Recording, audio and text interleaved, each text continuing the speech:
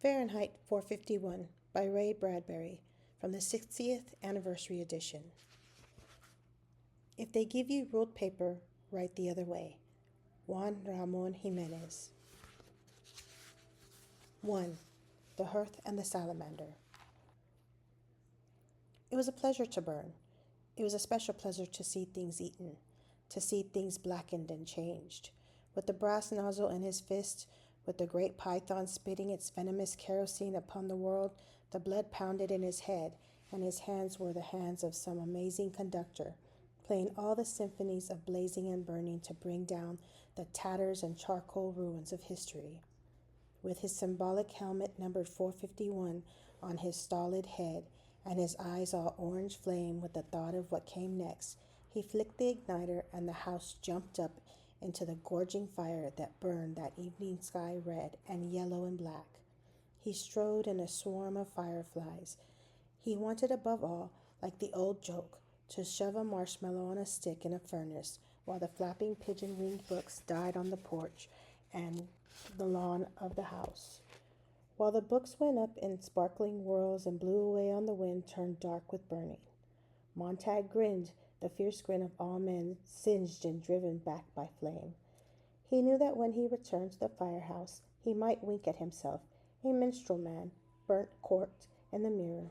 Later, going to sleep, he would feel the fiery smile still gripped by his face muscles in the dark. It never went away, that smile. It never ever went away, as long as he remembered. He hung up his black beetle-colored helmet and shined it. He hung his flame-proof jacket neatly. He showered luxuriously, and then, whistling, hands in pockets, walked across the upper floor of the fire station and fell down the hole. At the last moment, when disaster seemed positive, he pulled his hands from his pockets and broke his fall by grasping the golden pole. He slid to a squeaking halt, the heels of 1 inch from the concrete floor downstairs. He walked out of the fire station and along the midnight street towards the subway where the silent air-propelled train slid soundlessly down its lubricated flue in the earth and let him out with a great puff of warm air onto the cream-tilted escalator rising to the suburb. Whistling, he let the escalator waft him into the still night air. He walked towards the corner, thinking little at all about nothing in particular. Before he reached the corner, however, he slowed as if the wind had sprung up from nowhere, as if someone had called his name. The last few nights he had had the most uncertain feelings about the sidewalk just around the corner here, moving in the starlight towards his house. He had felt that moment prior to his making the turn. Someone had been there. The air seemed charged with special calm, as if someone had waited there, quietly, and only a moment before he came, simply turned to a shadow and let him through. Perhaps his nose detected a faint perfume. Perhaps the skin on the backs of his hands, on his face, felt the temperature rise at this one spot where a person standing might rise the immediate atmosphere 10 degrees for an instant. There was no understanding it. Each time he made his turn, he saw only the white, unused, buckling sidewalk, with perhaps on one night something vanishing swiftly across a lawn before he could focus his eyes or speak. But now tonight he slowed almost to a stop. His inner mind, reaching out to turn the corner for him, had heard the faintest whisper. Breathing? Or was the atmosphere compressed merely by someone standing very quietly there, waiting? He turned the corner.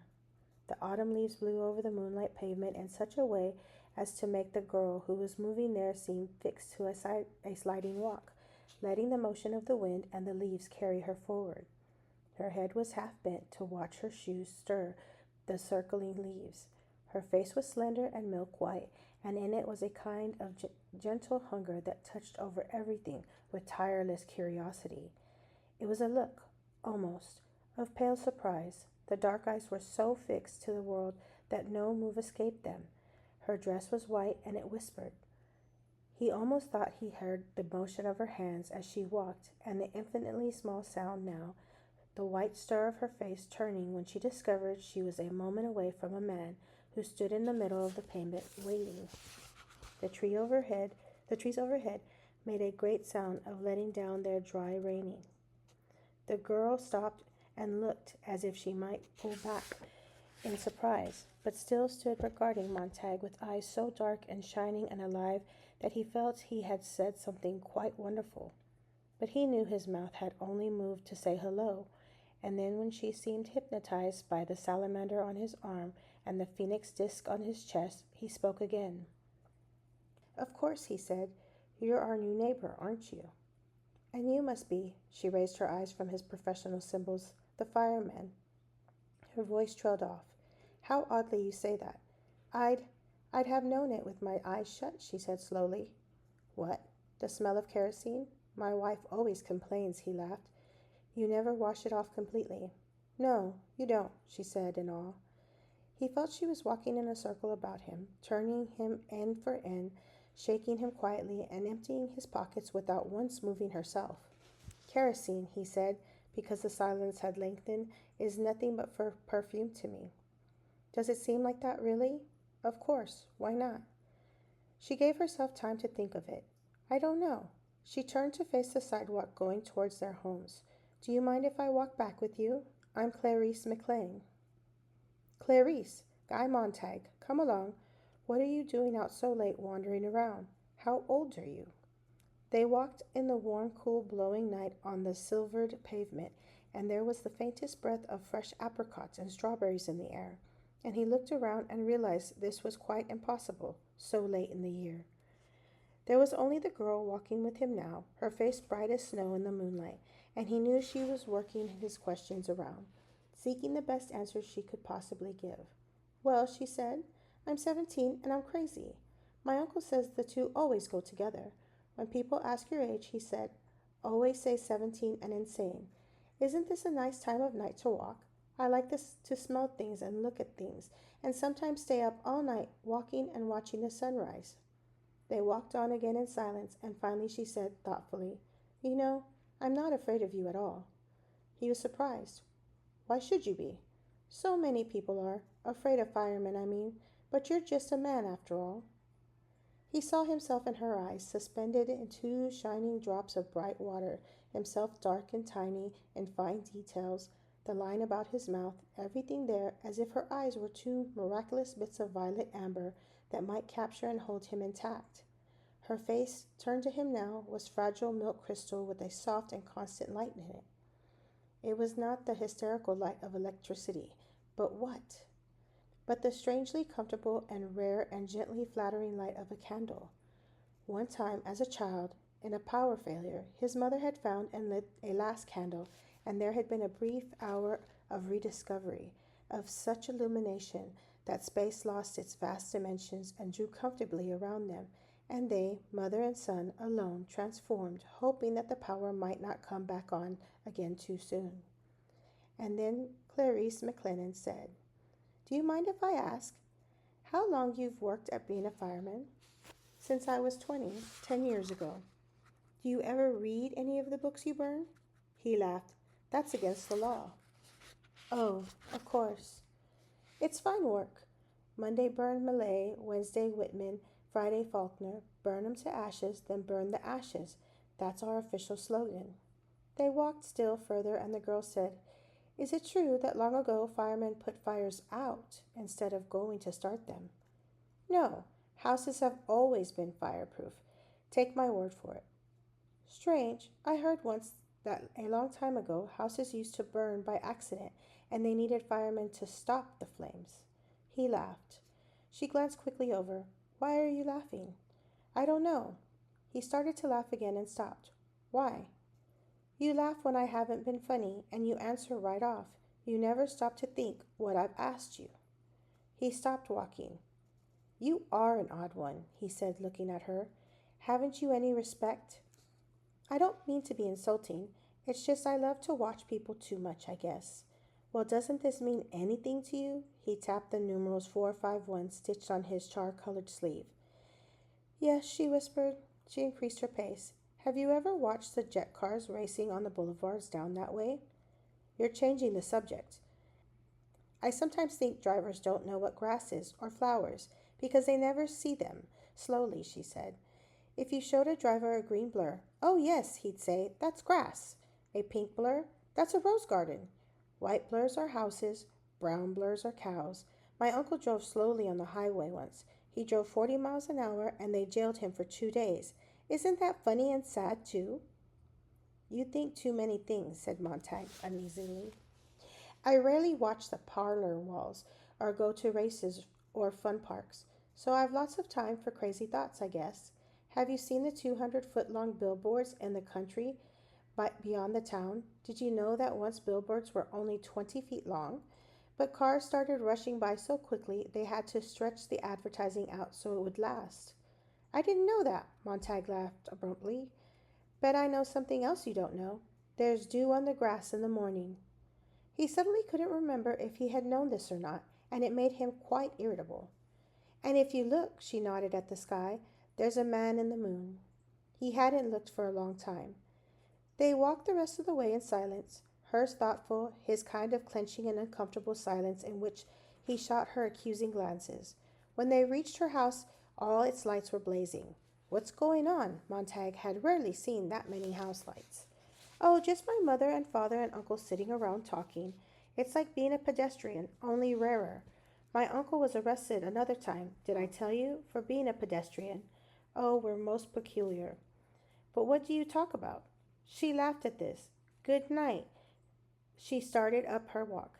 Then she seemed to remember something and came back to look at him with wonder and curiosity. Are you happy? She said. Am I what? He cried. But she was gone, running in the moonlight, her door shut gently. Happy. Of all the nonsense. He stopped laughing. He put his hand into the glove hole of his front door and let it know his touch. The front door slid open. Of course I'm happy. What does she think? I'm not?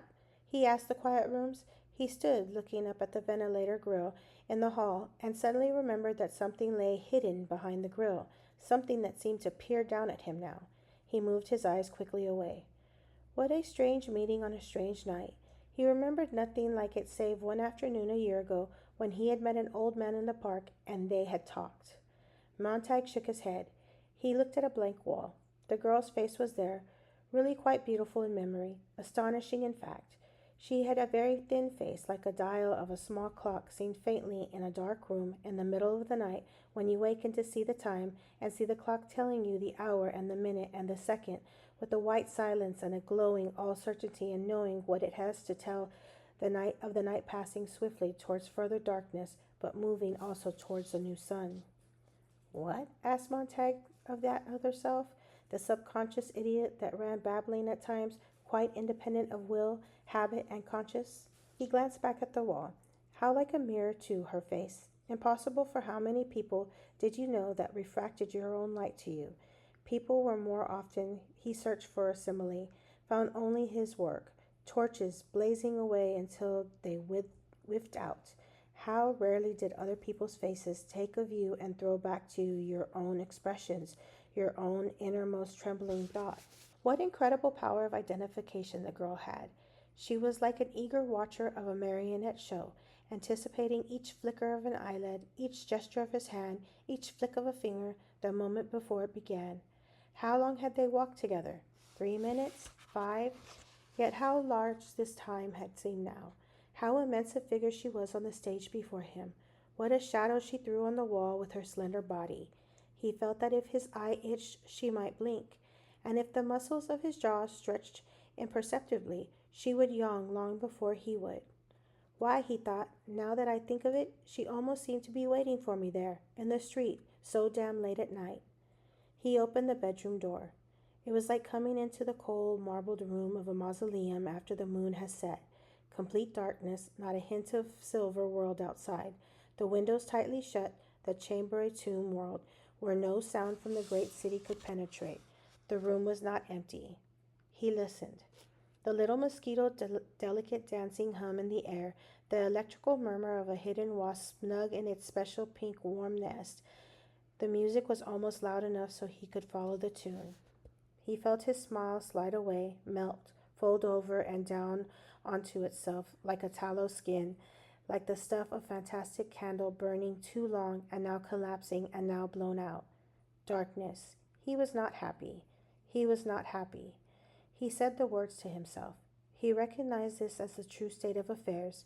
He wore his happiness like a mask, and the girl had run off across the lawn with the mask, and there was no way of going to knock on her door to ask for it back. Without turning on the light, he imagined how the room would look. His wife stretched on the bed, uncovered and cold, like a body displayed on the lid of a tomb, her eyes fixed to the ceiling by invisible threads of steel, immovable.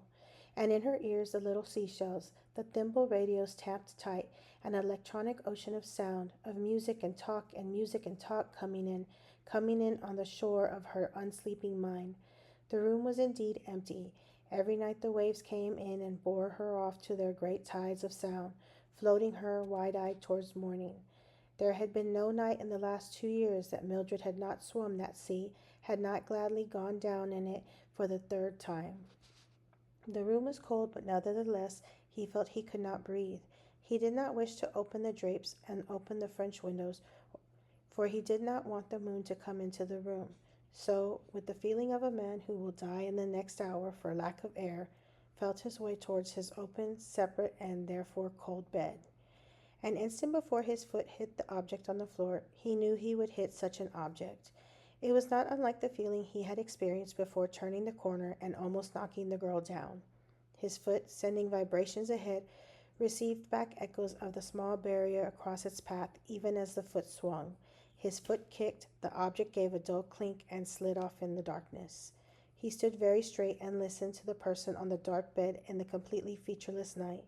The breath coming out of the nostrils was so faint it stirred only the furthest fringes of life, a small leaf, a black feather, a single fiber of hair. He still did not want the outside light. He pulled out his igniter, felt the salamander sketched on the silver disc, gave it a flick. 2 moonstones looking up at him in the light of his small hand-held fire, 2 pale moonstones buried in a creek of clear water over which the life of the world ran, not touching them. Mildred! Her face was like a snow-covered island upon which rain might fall, but it felt no rain, over which clouds might pass their moving shadows, but she felt no shadow. There was only the singing of the thimble wasp in her tapped-shut ears, and her eyes all glass, and breath going in and out, softly, faintly, in and out her nostrils, and she was not caring whether it came or went. The object he had sent tumbling with his foot now glinted under the edge of his own bed, the small crystal bottle of sleeping tablets, which earlier today had been filled with 30 capsules, and which now lay uncapped and empty in the light of the tiny flare. As he stood there, the sky over the house screamed. There was a tremendous ripping sound, as if 2 giant hands had torn 10,000 miles of black linen down the seam. Montag was cut in half. He felt his chest chopped down and split apart. The jet bombers going over.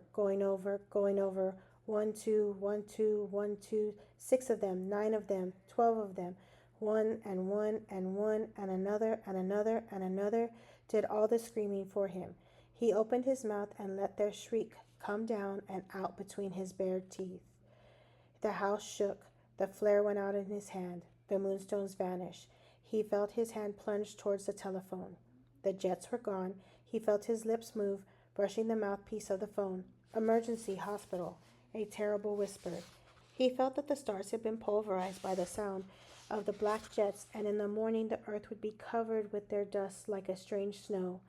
That was his idiot thought as he stood shivering in the dark and let his lips go on moving and moving.